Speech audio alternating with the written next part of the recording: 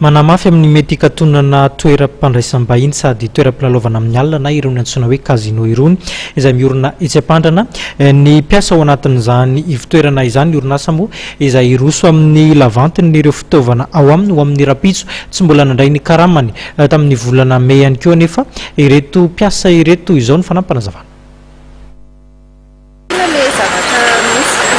Ny zava-misy ao amin'ny casino anay zany le ao amin'ny resaka fanaovana tsinotsinona ny mpiasa ny zoma olombelona zany tsisy mihitsy satria resaka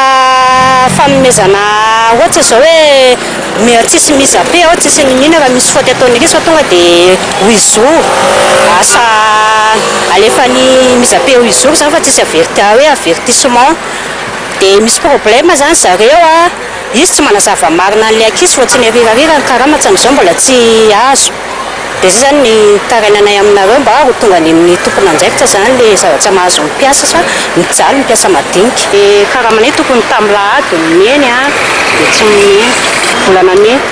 matetika zany raha vao hoe andeha karamanay dia ho tsy ny arirarirany foana ny ankizy dia tsy mila vanina foana isaky ny andeha karama.